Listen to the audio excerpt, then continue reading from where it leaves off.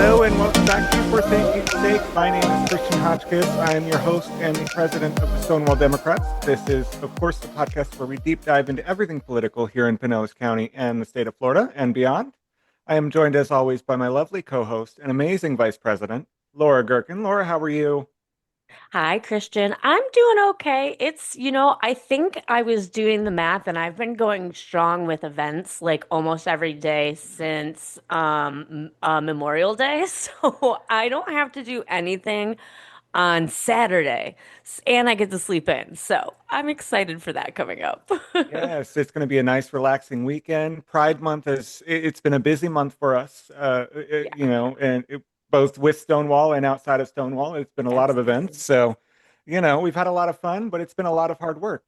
Yep, So, as it always is. yeah. And, I think we have a guest tonight that knows a lot about fun, but a lot about hard work too. So, Absolutely. it's a pleasure to introduce candidate for State House 62, but of course, our dear friend. I've known her for a few years, and I'm excited to get to speak with her for tonight. Please welcome Kyandra Darling. Thank you so much, Christian and Laura, for having me. I'm super excited to be here with you all tonight. We're going to add in the thunderous round of applause later on Yeah, in exactly. post edit. How are you? How are you, Kyandra? How are you doing? Well, a lot like Laura, I have been hitting the ground running really hard since launching this campaign in March. Things have been nonstop, but I've been saying that's a good thing. I think it's reassuring to see such great energy this early ahead of the election cycle. So I'm super excited. I've been showing up in community at a number of community gatherings and speaking to folks, and so it's been a very busy season for me. Absolutely. Absolutely. I can imagine, and it's great to see you out on the campaign trail. And you came to our Pride and Progress dinner a few weeks ago, so we're very thankful for that. And Yeah. hearing from you as always is such an incredible time. So we really do appreciate that. And I want to give you a few minutes to kind of just introduce yourself, give your background, what got you involved in politics, and where do you want to go from here? What's your goals and things like that? So, first off, it was incredible to be at the Pride and Progress dinner. So, very grateful to be included in that. And you all kind of know a bit of this story, but I am a fourth generation resident to this area. So not new to this, as I like to tell folks, I'm very true to this. This race is very personal to me. The people who are on the ground in District 62 are family, they're friends, they're neighbors, they're individuals that I've worked alongside. And the things that I'm seeing people struggle with to afford day-to-day costs from housing to groceries to insurance has absolutely pushed me to a space where I've decided that it's time to get more active. So in my time in community, a lot of my work has been in the public sector with interning with Congressman Charlie Crist to working as a legislative aide for city council. I had the opportunity to work with council member Steve Cornell and Lisa Wheeler Bowman, who is still working with the city today. Those were incredible community advocates for me to have the opportunity to serve alongside and to really learn the ropes as far as it relates to local government. And after some time at City Hall, I started to really identify where some of the gaps were that often policy left unaddressed before moving over to the nonprofit space and working almost the last 5 years for an organization that funds nonprofits throughout Pinellas County to focus on different social determinants of health. So we've touched everything from housing to access to healthcare to workforce development and education to food deserts and mobilizing communities to be able to influence directly policy that's happening here locally and abroad. So it's been really exciting to have the experience from government side, but also to work alongside the service providers and those critical resources on the ground to understand where the gaps are and what the true needs of people are here. And then this just last campaign cycle, after going to serve as a delegate representing Pinellas at the Democratic National Convention, where I had the opportunity to hear from Barack Obama, one of our favorite presidents, right? Hmm. Michelle Obama, and also Kamala and some other all-stars. So really excited to represent us that way and to come back here and to lead the Harris for President campaign on the ground as the regional organizer for Hillsborough County, where we touched over 889,000 people throughout the state of Florida with only a team of 10, which showed me what was possible when you start to build coalitions and work with people who are already on the ground. Mhm. After coming out of that presidential election, the very first thing for me became, all right, that didn't go as we liked. I had to take a moment to step back and decompress. I think like many of us did. And afterwards, I came back swinging. I started thinking about where is the greatest opportunity for us to engage, and Tallahassee is that place right now. So I'm Mhm. excited to step up and continue to champion the community and to be an advocate, but in a new space and place by fighting for us in Tallahassee when we need it, I would say more than ever under this new administration. So that's just some of the work that I've done and some of the things that have really just fired me up this season to get active. This is the time for us to be tapped in and tuned on. And we need people who are unafraid to go into Tallahassee to advocate for the things that really matter to the people who live here, who retire here, and are raising families here. I've been that advocate on the ground, and I'm looking forward to being that advocate in Tallahassee. That's That's fantastic. awesome. I love to hear it. I love to hear it. So like we mentioned, you're running in District 62, which is currently held by Michelle Rayner. She's moving on and she's going to run for U.S. or state Senate. I apologize. There have been a couple of other candidates that have announced in District 62. So what are you seeing this campaign look like, and what are you experiencing on the ground as the campaign and the primary starts to open up and you get these other individuals? By the way, one of the things that Laura and I talked about when we first started this podcast is getting local candidates on. So if any local candidate is listening for any office, we would love to have you, and there is an invitation, and we will be reaching out, I'm sure. So, but as the field kind of expands, what are you seeing on the ground level and things like that? So first, as it relates to the field expanding, I think it's great that there are people that are willing and ready to step up and to serve the people. This is the democratic process at its best, right? I in no way expected to step into this race and to run alone, and really welcome that challenge because ultimately this is the people's seat, and the people should get to choose who they feel is the best representative for them. So I actually get a little fired up by having challengers in this race. Yeah. It really excites me to really see that in action and to be able to experience it myself. As far as what I've seen on the ground, I mean, our first month out, we broke a record for this seat in this district by raising more than $32,000 in around 26 days. And that energy has continued. We've now raised close to $50,000 just on the ground. And so seeing people step up this early in order to really invest, although we are more than a year out, I think it shows people that folks are tapped in and tuned on and paying attention, and they do care about what's going on right now in Tallahassee. So from the support that we've seen in community through fundraising efforts and also through the support that we've seen in early endorsements, we have secured 19 endorsements for this campaign. 17 of those individuals being current and former elected officials throughout Pinellas County and Hillsborough County. And that was intentional because I want to show that there is support across the region. So when I talk about building those cross-sector collaborations, these are the individuals that I want to be working alongside in order to make sure that we're moving this work forward on behalf of all of us. So that said, having that show of support through those endorsements, especially this early as a first-time candidate, I think speaks to the work. It speaks to the excitement on the ground. Bruce List is amongst that, and we were endorsed amongst only one of Wow. four candidates chosen around the state of Florida for their early endorsement. So I think what we're seeing is a lot of energy, a lot of excitement. People, from what I've seen, have really been kind of waiting for this moment. I think some folks have been curious and kind of seen me maybe inching in this direction for some time, Okay. which I think is interesting feedback. But we've had really great energy on the ground. And while endorsements do not win an election, they do show support. And I think they do speak to the work that you're doing on the ground. And that's helpful in getting our message out even beyond District 62. Absolutely. So actually, I have a quick question. Well, you said Hillsborough. I guess I didn't realize that part of Hillsborough is in the district. So do you mind giving us a little, for especially for those who may not be aware, a little descriptor of what all the district encompasses? That's a great question. Thank you for asking it because we redistrict all the time. So from the Right. numbers changing to the places that we're representing changing, that happens often. So right now, District 62 encompasses mainly South St. Petersburg.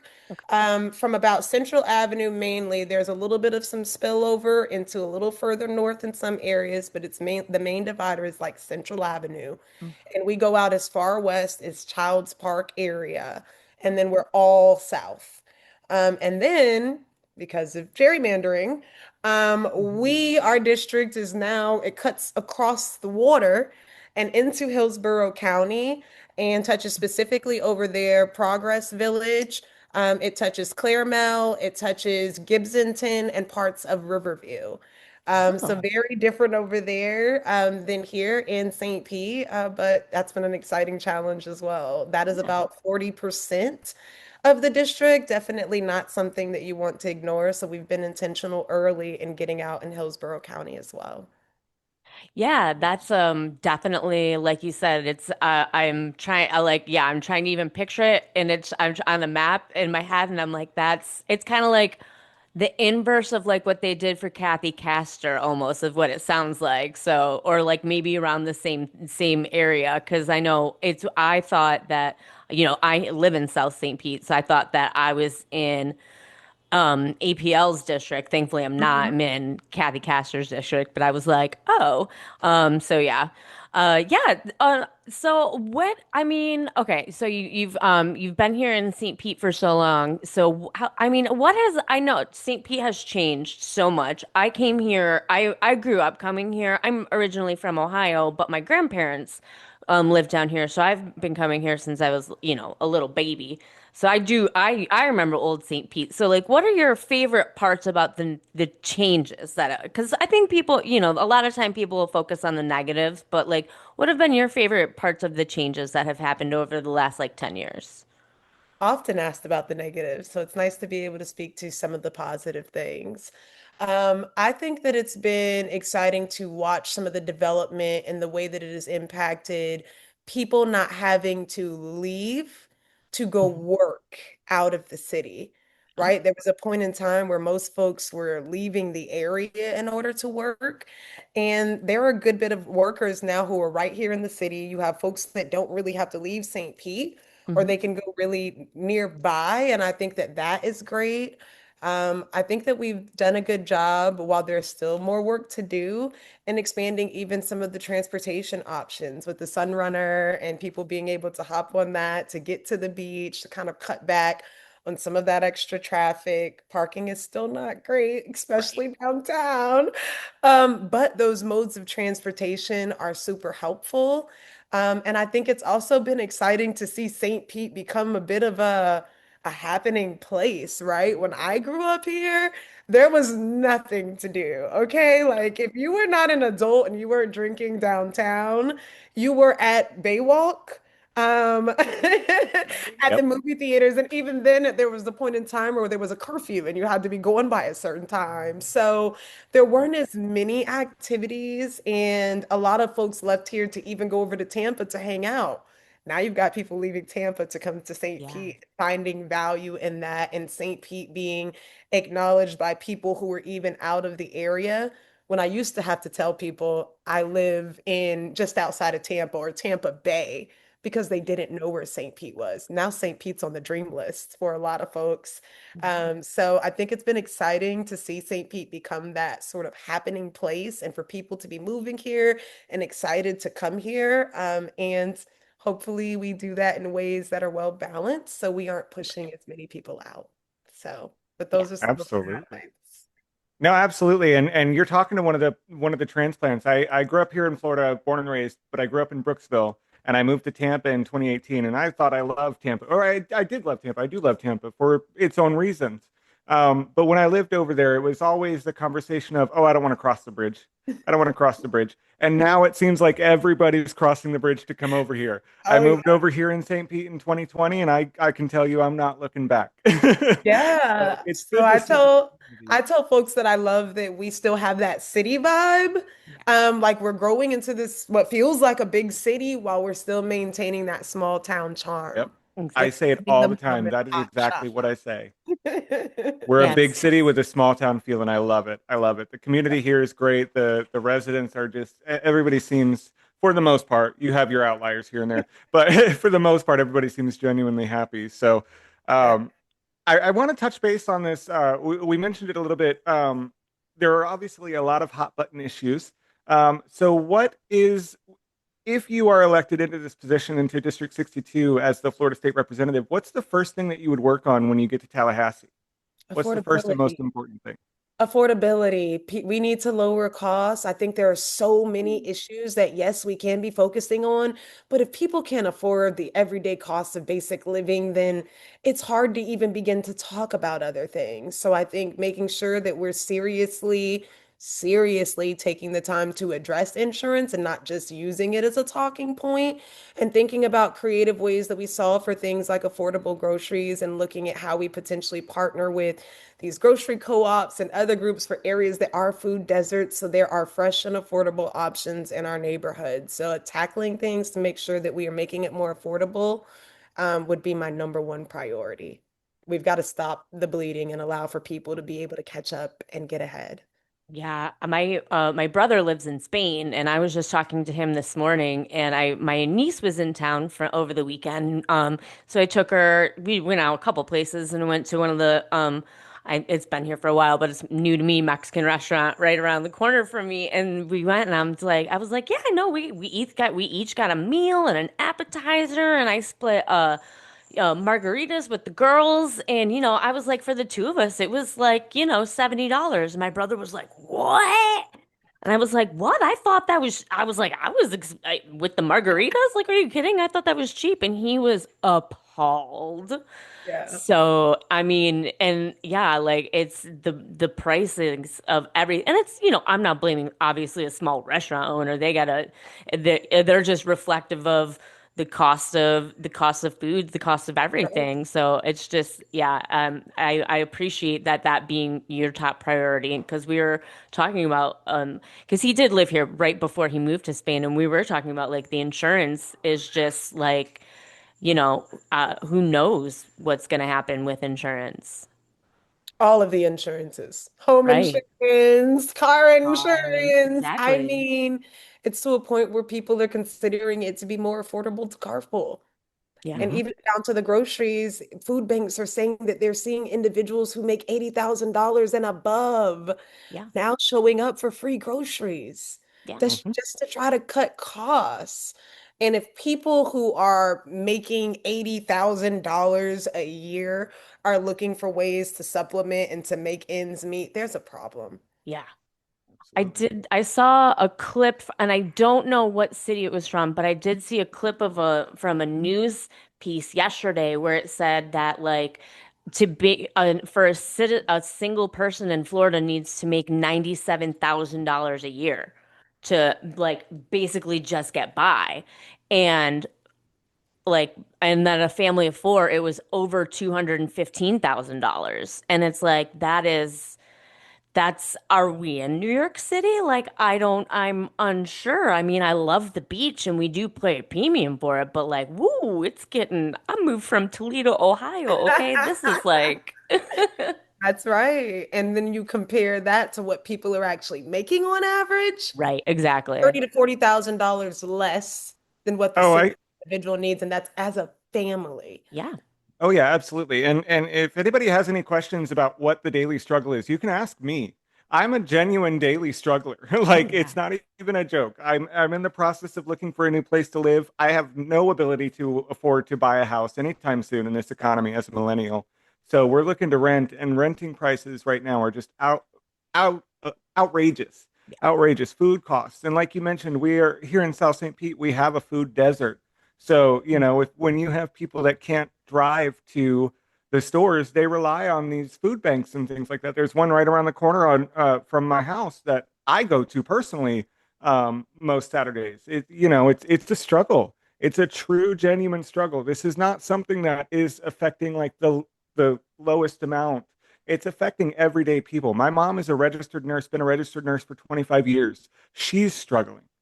Yeah. She's struggling. She makes $80,000 a year, or somewhere around there. I don't know exactly. We don't talk money, but she's been a registered nurse for a while. She works at a Yeah. hospital. She's struggling to Yeah. take care of her, the remaining my siblings that are still up there. It's a struggle, and we're seeing that across the board. So yes, absolutely, affordability is first and foremost. It has to be. Has to be.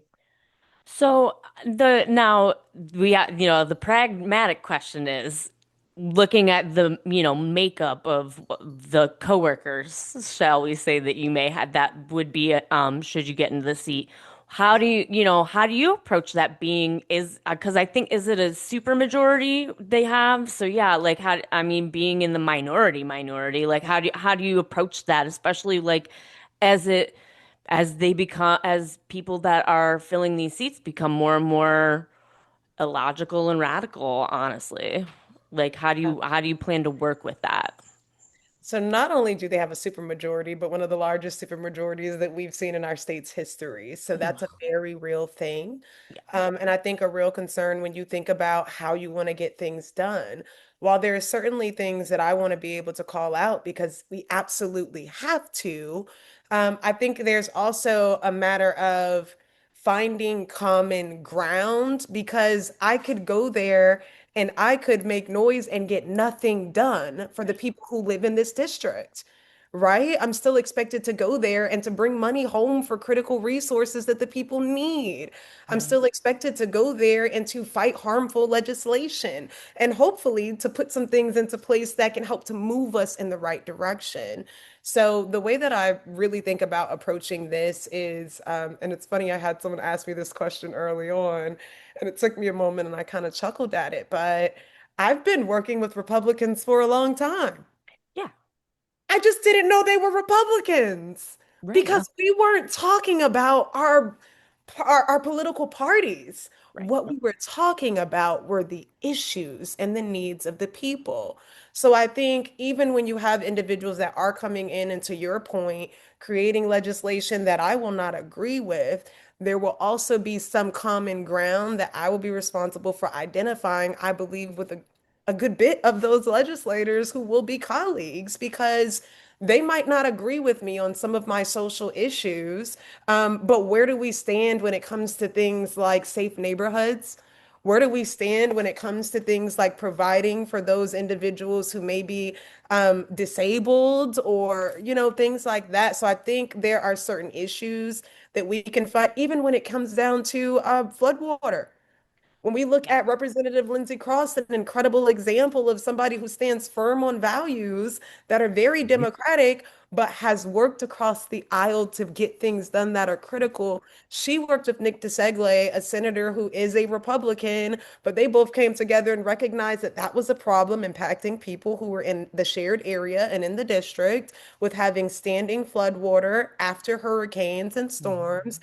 and came together to think about how to address that. So those will be the allies that I'll be looking for and really paying attention to where not just the things that we disagree on, where we have disagreement, where can we potentially find some place in the middle that reduces the harm, but also helps to make sure that we move some things across the line for the people who live and work here.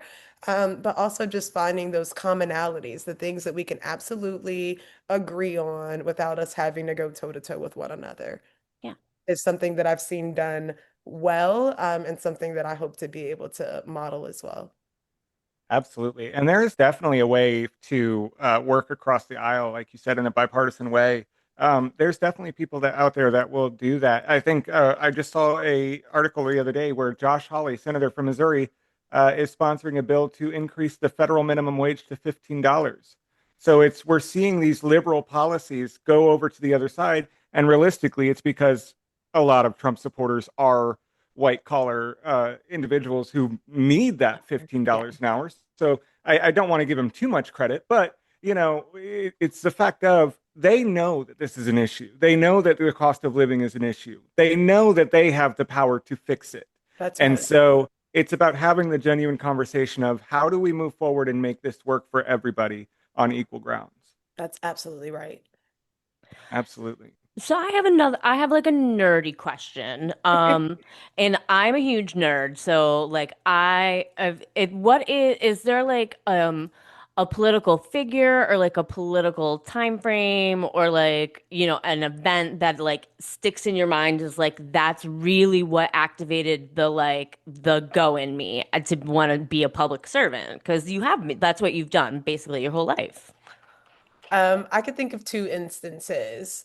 One of them being when I was at the University of South Florida, with the full intention of being an attorney.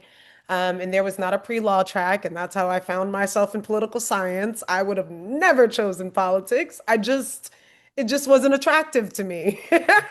I knew it was important. I just did not know how I could see myself engaging in it and more than casting a ballot, right? And so I find myself on this campus. And at the time where we were tasked with like knocking doors and things like that, that had to be around my sophomore year. We saw President Obama seek his second term in office. So all of that energy on the ground and being in the political science space at USF during that, anything from knocking doors to being there on the night of election inside of the news stations and seeing the numbers roll in from county to county and making projections on how things might go, that was like this initial spark of like, wait a minute, like this is kind of exciting. Yeah. You know, it just didn't become old white men sitting in a room talking over my head about things that I couldn't keep up with. But instead, this was somebody who was charismatic, who was energizing, someone who I felt was representative of the community I came from.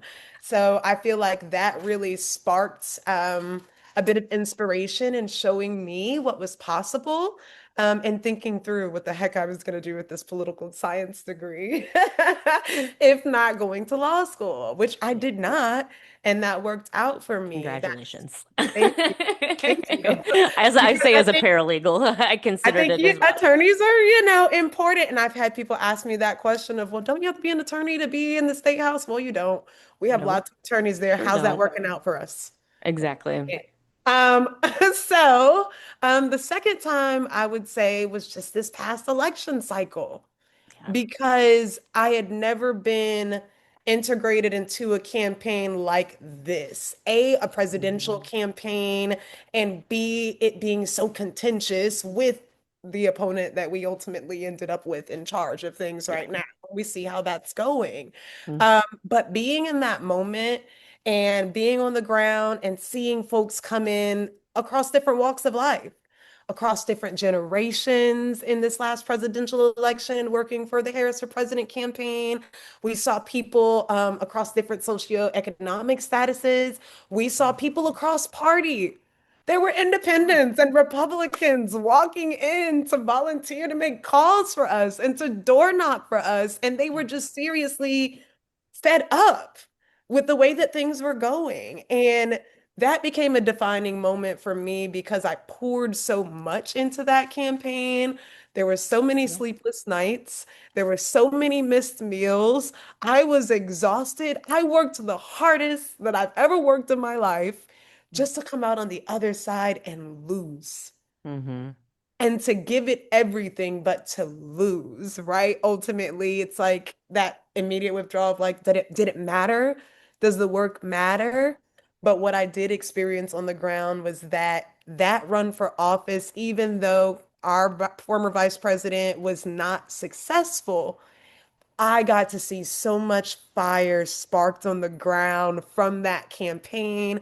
People who have never knocked on a door, never made a call, never stepped into a Democratic headquarters office, coming in because they're hurting, because they're worried and concerned about the future, for all of us. And so that became a very inspiring moment for me because I came out on the other side. And after burning myself completely out, I said, I would do that 100 times all over again, I love it. especially if it meant we could end up with different results.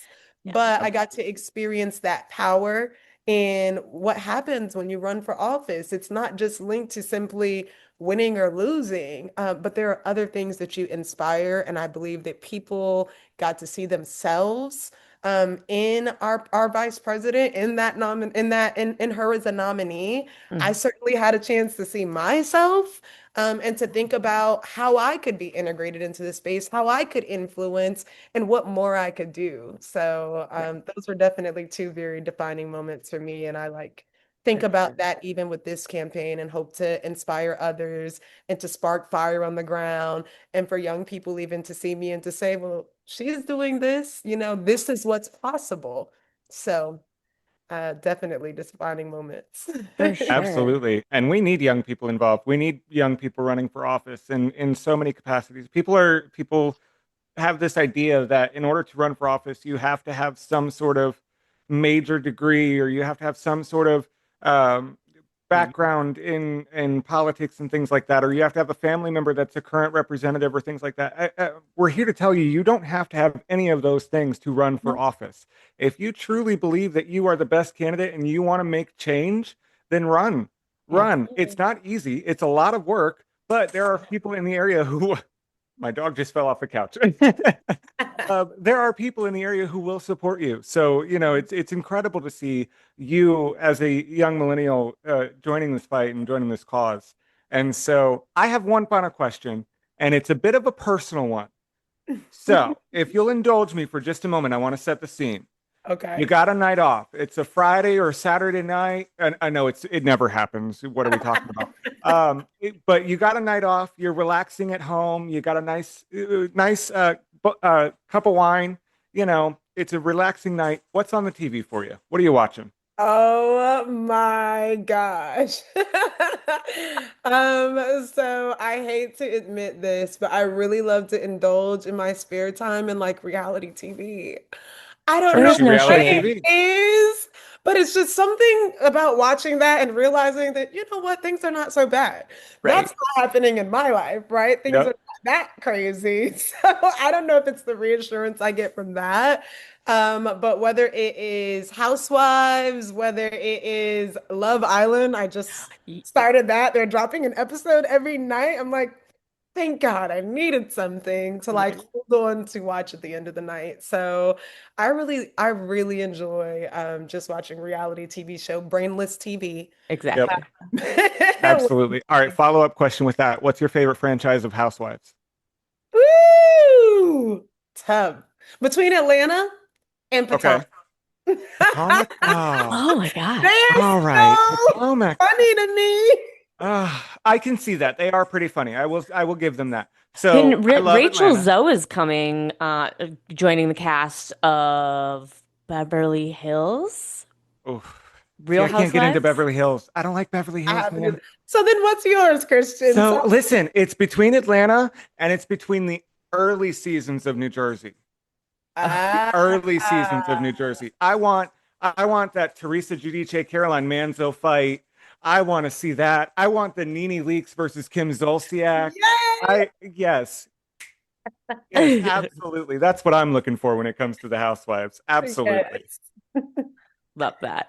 Well, Well, I think as we're getting ready to wrap up here, we'll wrap up with our final segment. It's our shout out or shut down segment where we either shout out something that's been fun and awesome this week or we shut down something that is not so fun and awesome. So I know I have a shut down. So does anybody have a shout out that they want to that we I leave have a us shout out like, that I can start us off with. okay, cool. Absolutely. So I want to shout out two things. First of all, the first one being the No Kings protests last Saturday and everybody who turned out for every single protest across the nation. It was incredible to see you all out there making your voices heard. I absolutely loved it.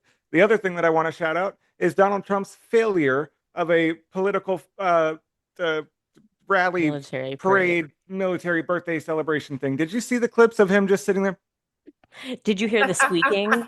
Yes, yes. The squeaking, no music playing, no horns blaring, no one cheering. It was so funny. It was so funny.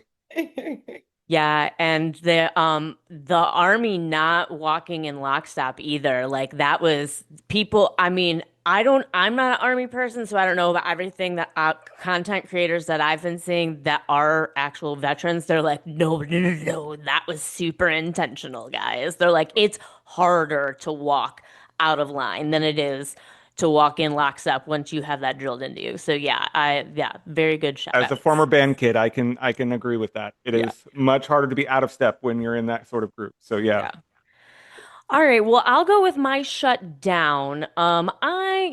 This is not surprising if this is decades old beef, if you know me well. My shutdown is going to go to Supreme Court Justice Chief John Roberts, specifically for authoring the Skrmetti decision today, which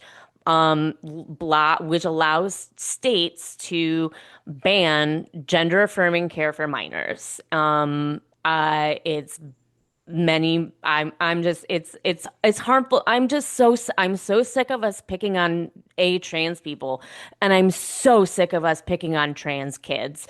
Like the amount of trans kids in this country is so small. We should be protecting them and letting, so much for this small government. Let me have my decisions between me and my doctor. Like this is parenting and doctor 101 that should be left to the families and not have state legislatures in there making decisions. So my beef with John Roberts goes back way back to Citizens United, but the fact that he authored this one today, I was like, nope, just add that right on the list. So Oh, it's that's my so sick. shutdown. It's so sick when we have these conversations about trans folk because you're right, they make up less than 1% of the population here in the US. Yeah, And it's a genuine concern when we're talking about the wrong 1%. The 1% of the trans individuals, they're not the ones causing the eggs and the housing crisis and all of that. We're focused on the wrong 1% here, and we need to really reevaluate and readjust. So exactly. it's that's so, oh God, it's sick and it pisses me off. Yeah, As it should. exactly. Yes. So, Kyandra, All right, well, I guess I can close this out with something positive. Christian took my no kings thing. That was powerful. Yes. So yes, powerful. Still just amazed by that and really the continuation of it and the fact that they're able to still mobilize. The energy is still there, it's only growing. But I also want to shout out the Carter G. Woodson's Juneteenth Jubilee. I don't know if you all saw the pictures from that, but I believe this is their fifth year doing it. It's always a sold out event. It's an all white affair. And this year, the theme was boots on the ground.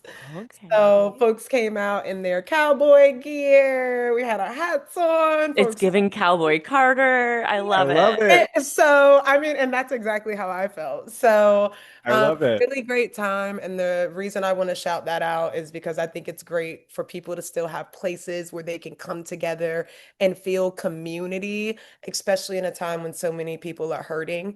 It's good for us to come together and just be reminded of that village that we all have amongst one another. So I enjoyed myself. Shout out to the executive director, Terry Lipsy Scott, on that incredible event. That sounds so amazing. I'm definitely gonna have to go check those pictures out now because it sounds Yeah, fantastic. I can And just learn some imagine line it. dances. I love it. Listen, Amazing. well, she grew up in Ohio. I grew up in Brooksville. I know a couple of line dances. I don't know if you do, Laura, but I know a couple. Oh, No, see, I know I'm from Ohio, but I'm from a city in Ohio. Okay, we like that's we fair. I couldn't do a line dance. That's fair. Well, it has been amazing to have you on. Thank you so much. Before we close out, tell the people where they can find you. Thank you for that. It's been incredible to be here with you guys. Thank you all for the work that you're doing. This is so important.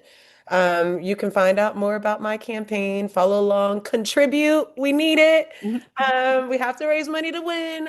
But sign up to volunteer, learn more about the work that I've already done and the work that I'm looking to continue to fight for us on by visiting my website at Darling.